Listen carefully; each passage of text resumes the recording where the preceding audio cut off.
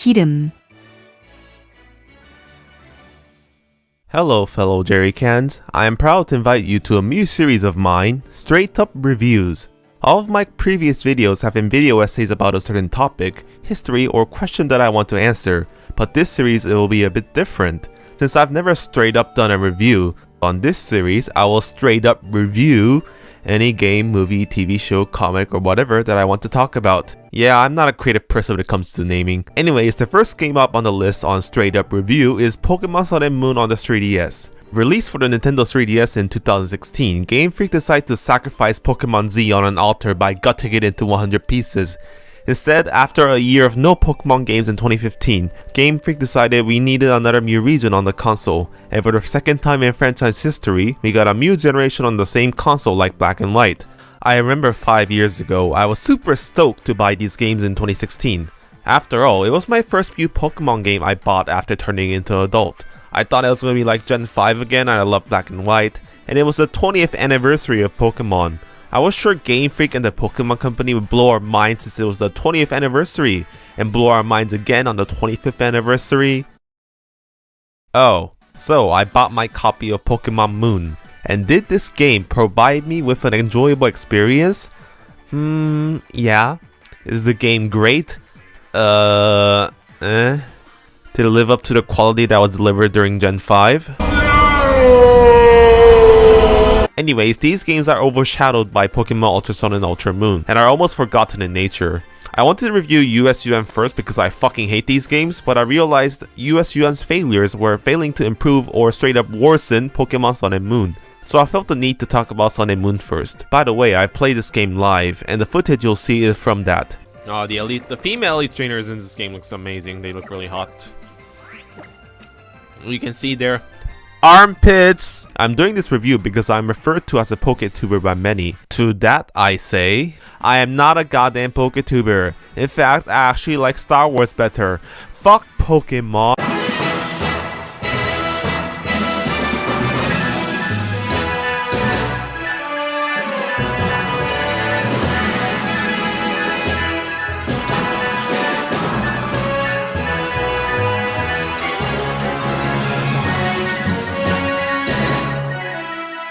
Episode 1, the Phantom Positives. I'm not saying the negatives outweigh the positives, but me complaining about the game will be more entertaining for you all, right?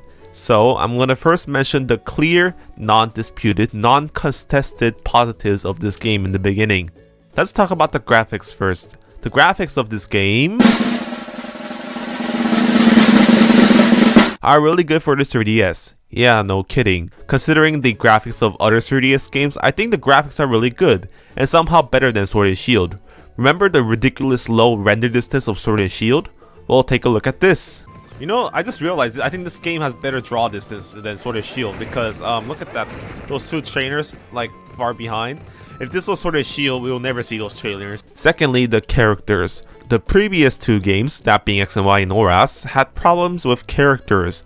All of the gym leaders, Elite Fours of Kalos and Hoenn, were stuck up in their gyms, and most of the time you could only battle them once. They had like 3 or 4 dialogue each, and it was really disappointing. Most of the Kalos gym leaders were so forgettable. I bet $100 you can't name the 4th grass type gym leader in X and Y without googling it. His name is Roscoe. No, I lied, his name is Ramos, and you still would have known it if I hadn't told you. Anyways, this game finally fixed it because there are so many memorable NPCs like Kahunas, Trial Captains, and more. I especially like Team Skull because they're hilarious, unlike a certain British team, and I fangirl over Guzma Oppa too because I'm a sane person. Also in Gen 6, Game Freak cut corners by having all the trainers use 2D images in battle, which is really fucking distracting and broke immersion. Why couldn't they at least model the gym leaders? Finally, in this game, every NPC trainers, including youngsters, are fully rendered 3D models in battle, and all of them are animated pretty well too. You can now see the trainer in battle alongside the Pokemon giving orders as well. And this is much better than Generation 6. Sure, the Pokemon size scaling is bad, but I blame that on the limited hardware of the 3DS. It was not acceptable on the current gen console Sword and Shield. I also really like the region of Alola. Disclaimer, I have never been to Hawaii, so I can't say if this game perfectly captured the spirit of Hawaii.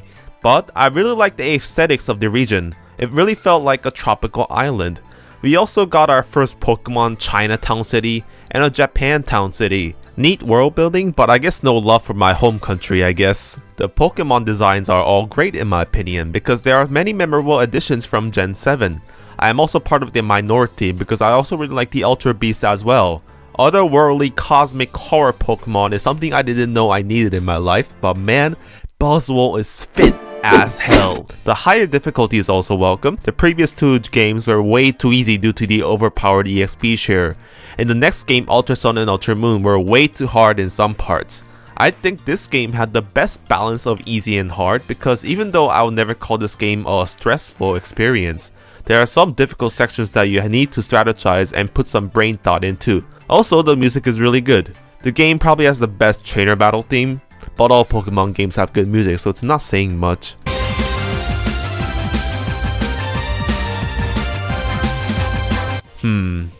Those are the positives of the game that I can say without a single drop of doubt. There are still positives of this game left, but you're gonna hear a lot of something is good, but starting from now. Let's begin with Episode 2, Attack of the Island Trials. Let's start breaking down the shit with the biggest new feature of this game, the Island Challenge. So in this game, Game Freak decided that Pokemon games needed a new spin and took out the traditional 8 gym leaders and gyms. Instead, we got the Island Trials. So there are these island trial locations, and these NPCs called trial captains will give you minigames or puzzles to solve, and you have to fight a tough boss Pokemon called Totem Pokemon in the end. On paper, this idea was really good. The Pokemon series was getting stagnated, so getting rid of the gym system that was in every game for 20 years was a nice risk to take and felt refreshing for the series. With much effort and imagination, we could have creative island trials that will be memorable and fun to the player. Let me repeat that. With much effort and imagination, those two words are not something I associate with the current state of Game Freak, because a lot of the island trials feel lazy or half-baked. Yeah, so the concept is good, but first the number. All the previous games had 8 gym leaders. We have 7 island trials for some reason. Why is that? Remember my previous Pokemon video I mentioned how Elite Four Kahili's content seems to be cut? Also, here's a photo of Akala Island. Do you see this green strip? It's a golf course and you can even see it on the map screen. Also, there is a member of the Alola and Elite Four that uses Flying type, and she has a golf thing going for her. I'll bet my hand Kahili was supposed to be a trial captain, but Game Freak was too lazy to create a golf minigame, and the content was cut, leading to an awkward number of 7 island trials. Second, most of these trials are just plain lame and boring. Let's analyze all 7 of them. First trial is a small maze, but it's the first one, so fine. Second trial, you have to fish for Pokemon. Oh, but in designated spots, not like fishing for Phoebus in Route 119 in Pokemon Emerald. This is so lame, what a joke. Third trial, spot the difference puzzle for kindergarteners and the average Fortnite player. How about we add Simon Says or Hangman while we're at it? Fourth trial, food ingredient hunting. Probably the one with the most brain thought required, so acceptable. But animating 3D models for food ingredients take too much effort. Fifth trial, screen blacks out and you have to do an audio guessing game. Wow, probably took like 10 minutes to code and it feels like I'm getting a medical ear exam, not playing a fucking video game. Sixth trial, mini Pokemon Snap ripoff. Not bad, probably the best one. Seventh trial, you walk down a hallway and shadows jump at you. They were again so lazy that they copied the same concept in Sword and Shield. Was Game Freak afraid that the current kid generation who play on their smartphones won't be able to beat hard, well-crafted puzzles or mazes? That's why I give my kids Pokemon Sun and Moon. a fool. Episode 3, Revenge of the Z Moves. Let's also talk about the rewards of the island trial, Z Crystals. Game Freak marketed this game heavily as the biggest and baddest new feature of Generation 7. Similar to Mega Evolution, you give Z Crystals to Pokemon to hold, but instead of Mega Evolving, a Pokemon can use one super duper strong move in battle, sort of like an Ultimate in Overwatch or Smash Bros. I actually like this. The biggest problem with Mega Evolution was the limited amount of Pokemon that could use it. I'm sorry, poor Flygon, but now with Z Crystals, every single Pokemon can use it. They still made some exclusive attacks, which is nice because I think it was handled pretty adequately, and gave Z moves more of an identity. Oh, fuck me right in the ass! However, remember, every time you beat an island trial or kahuna, you get a Z crystal. But there are only 7 island trials and 4 kahunas and 18 Pokemon types. Other than the 11, there are still 7 types remaining, such as Ice, Bug, and Fairy. And you just find them in random spots, or random NPCs like Mist come up with a trial, just hand them out to you. That's not fair for the 7 types. Why couldn't you design 7 more events or trials, Game Freak? Well, the answer is always the same, and that it's because they cut corners, either due to lack of time or laziness. I think I have the easiest job in the world, except maybe the employees of Game Freak. Just spam the words lazy, rushed, and cut corners when talking about Pokemon, and I'll be able to buy a single GameStop stock or Dogecoin. Episode 4, a Mew Regional Form. Let's talk about my favorite Mew gimmick they added in the game, regional forms. Basically, we now have Alola Pokemon with different types and looks. Alola Mug, Alola Raichu, you get the idea. In real life, animals look different based on what part of the world they live, like bears, so it makes sense that Pokemon have regional forms too. It also gives Alola its own unique feel to it through world building with Pokemon forms, which was never really felt in the previous regions. But I just don't know why they only gave the Kanto Pokemon's regional forms, and all the rest of the 600 Pokemon got shafted down the toilet. It's like if they made Mega Evolution Generation 6, they just only made Mega Evolution for Kanto Pokemon. Like, do these people get sexual pleasure from referencing Kanto everywhere non-stop? Hey, do you remember Kanto? Do you remember Red and Blue?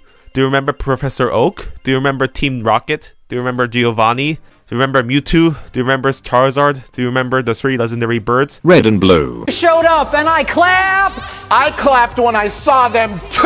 I clapped because I know Kanto. I know what that is!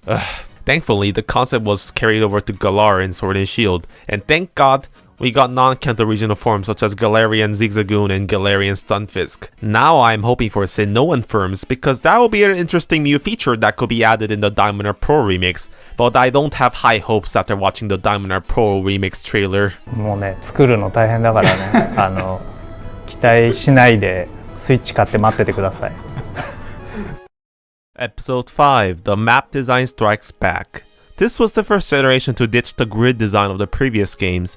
Yeah, Generation 6 was in 3D, but in those games, in every places except Lumiose City, it felt like you were still in a grid-like pattern environment, but able to move diagonally. What the hell? I'm having an orgasm! In this generation, the grid design was finally gone, but we got realistically proportioned environments. But I think somehow the world design feels more fake and less organic compared to Generation 1 to 6. Even though the graphics are much better, I don't get the same feeling of traveling through a dense forest like I did when going through Viridian Forest in Gen 3 when I go through a jungle in this game. It's a bit hard to explain, but I think the reason may be because everyone's so large compared to the environment, so everything feels cramped and claustrophobic. What's ironic is that Sword and Shield had the exact opposite problem, where in that game there were too many big empty open areas, and instead of the traditional world map from previous generations, we got a satellite view of the entire world. But because everything is right next to each other, Alola feels cramped? Like, even though the building and people are all sized realistically, everything is right next to each other. It makes some things laughable, like the docks of Hee City and Kuni City are right next to each other. But you can't travel there unless you take a very long way around, leading to the map design feeling unnatural. These kinds of things were less distracting in the older games because everything was spread out. Bottom line, I think the realistically proportioned world graphics was way too grand for the small 3DS screen and limited hardware capabilities, leading to the world design feeling fake. I will say this though, at least the world design is better than Sword and Shield because there are some optional areas to explore like 10 Carat Hill, and it's not just a straight line from south to north. I'm just worried that the Legends Arceus game will follow Sword and Shield's footsteps and it's gonna be an empty open space of nothing with Pokemon just standing around like zombies. Anyways, that's my take on Alola's map in general. And before I start tackling more depressing matters, I would like to talk about rideable Pokemon here. So in this game, Game Freak got rid of HM moves and instead we got rideable Pokemon. Some people really like this, but some people really hate the fact that they got rid of HM moves, because HM moves are necessary evil that makes exploration fun, at least according to them. In my humble opinion, I think the rideable Pokemon was a nice addition. Sorry HM move followers, but after live streaming Pokemon Emerald Nuzlocke, I just can't stand for shitty moves that I can't get rid of like Rock Smash and Cut. I think having Tauros as the bike, Machamp as strength, Stoutland as the downswing machine, Lapras as surf, Charizard as fly felt natural. Granted, it would have been nice if these Pokemon were our Pokemon in our team, but it would have meant everyone was forced to catch a Tauros and carry one around with them, which would have been even worse than HM moves. And thankfully, this concept was finally realized in Let's Go Pikachu and Eevee. Another reason Let's Go is better than Sword and Shield.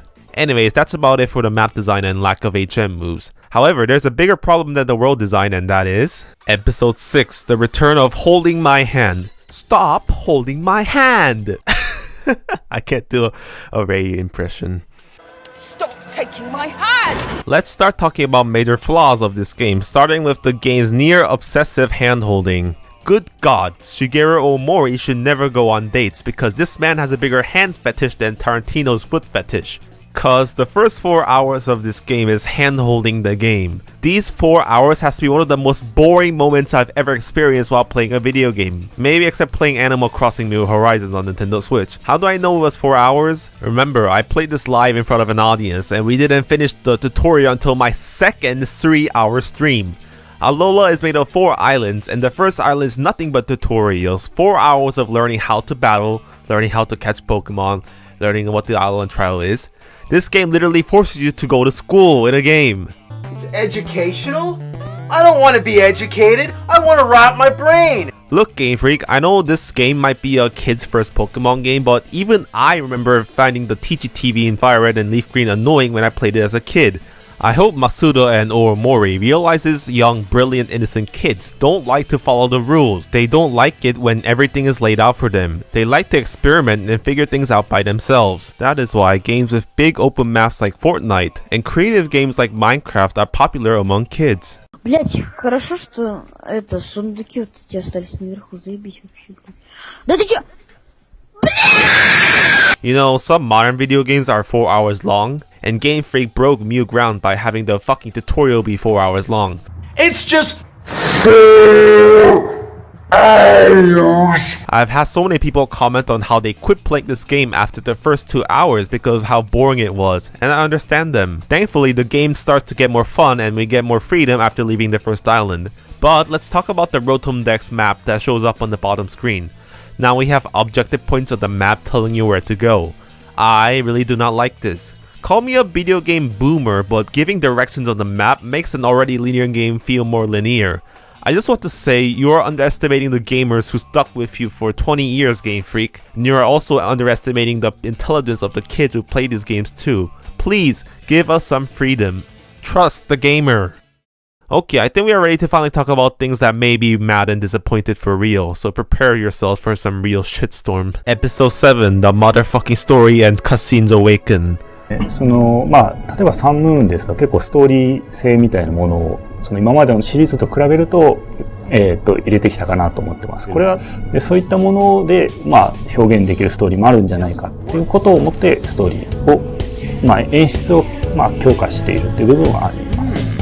もう一つあってやっぱりユーザー All the previous problems I've laid out are nothing and almost nitpicky compared to the topic we're going to talk about now, and that is the story and the overuse of cutscenes. I believe I said in my previous Pokemon related videos, story doesn't matter much in a Pokemon game, and I don't expect too much. Look, I know the plot of Pokemon games are terribly complicated and cliche as hell. Like I've said, I don't expect too much story from a goddamn Pokemon game. Expecting a good story in a Pokemon game is like expecting a good superhero movie directed by Zack Snyder. Here's the thing, I lied. Story does matter in 2 games, and they are Pokemon Black and White and Pokemon Sun and Moon. Why? Because the story of these games are emphasized more than any other Pokemon game. But here's the thing, I actually do like the story of Sun and Moon, and it's because it's about family, and that's what's so powerful about it. Yeah, I'm not pulling your leg. Ever since Ruby and Sapphire, we've gotten evil bad guys messing around with regional deity legendary Pokemon either because they want to rule the world or destroy it. Black and White was the first game to ditch it, but the sequel went back to Mr. Guesses trying to freeze Unova because, wait, why did he want to freeze Unoba again? Anyways, after the ridiculous over-the-top cheese villain Lysandre in X and Y, this world is imperfect. We finally got a Pokemon villain that wasn't a maniac trying to destroy or take over the world. We have the first female Pokemon villain, Luzamine. Nice. and I really like her and find her a compelling villain. A crazy mother, leader of a white-themed BDSM sex cult who went insane after losing her husband is a very interesting character trait. I also like how the story was trying not to save the world from Solgaleo and Lunala, but more about bringing peace to Lillie, Gladion, and Luzamine's family. I also like that Luzanime didn't realize she was wrong in the end, but just goes into a coma, and the story leaves room for a sequel. Anyways, the story of Sun and Moon was not bad. But what was the problem? The damn stupid cutscenes. There are just too many goddamn cutscenes in this game. To compare with Black and White, I liked how in that game the text scrolls by really fucking fast and you can just spam A, essentially giving the player the option to skip the story. But here, because all the cutscenes are animated, and very awkwardly I might add, you have to sit through all of it. They went really overboard with the cutscenes, and you can tell from the ending. Other games, you beat the champion and that moment, you're done, right? No, in this game, it literally took me 31 minutes and 4 seconds for me to reach the end screen after beating the Pokemon League. Wait, there's more end credits? Yeah, this game's like, the ending is like 50 minutes long. Oh my god, you can't even save. Like, imagine like if you exit out of the screen here. Oh my god, shut up! Just... Oh my god, just continue. Fuck. Shut up, shut up, shut up. It's still going, like this game is worse than Lord of the Rings Return of the King Extended Cut. Still going. Oh, there's the fucker Shigeru Omori. Fuck you. Shut up, let's get to the fucking the end screen, like... The end, finally, this... Saving, finally, god damn it.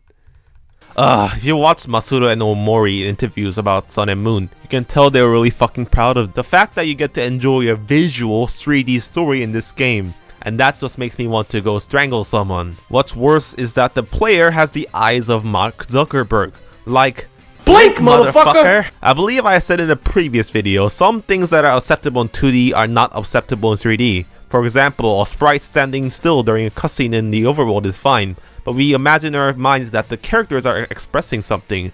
But in a 3D realistic environment, it's awkward as hell when characters are just standing still while they talk and swivel around like they're stuck in 2D, and just screams, "We are too lazy to animate good cutscenes." So in conclusion, please cut down the fucking cutscenes and try to make the characters actually act like they belong in a 3D environment. Episode 8, The Last Lillie. No, fuck it, just Episode 8, Lillie.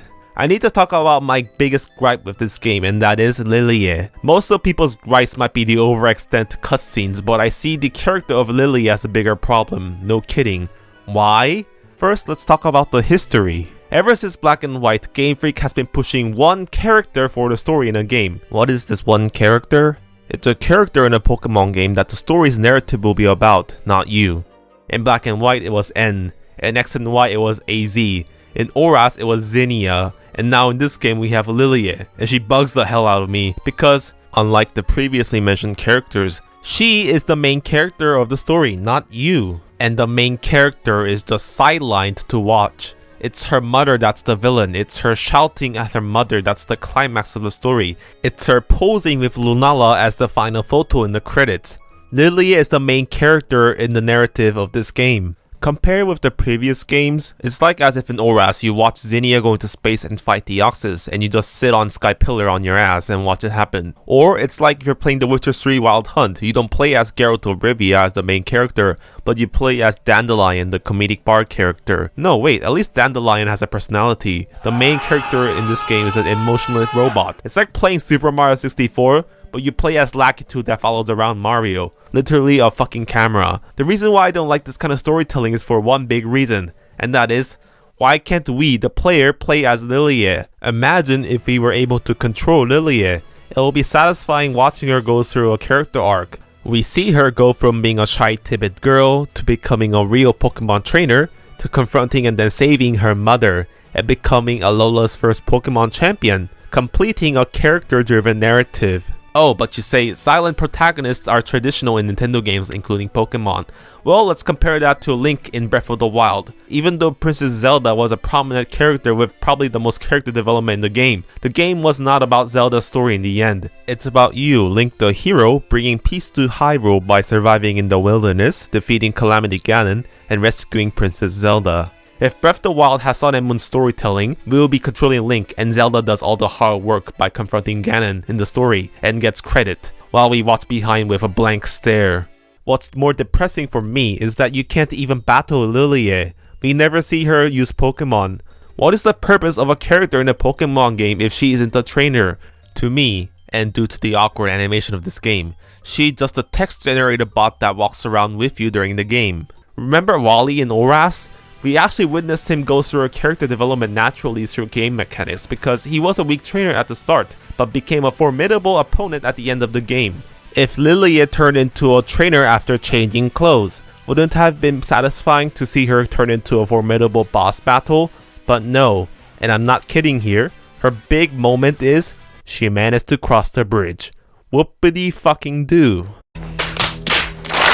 Bottom line, sidelining your main protagonist by making her into an emotionless Terminator and being forced to watch a different person's story is not fun, and If it's not fun, why bother?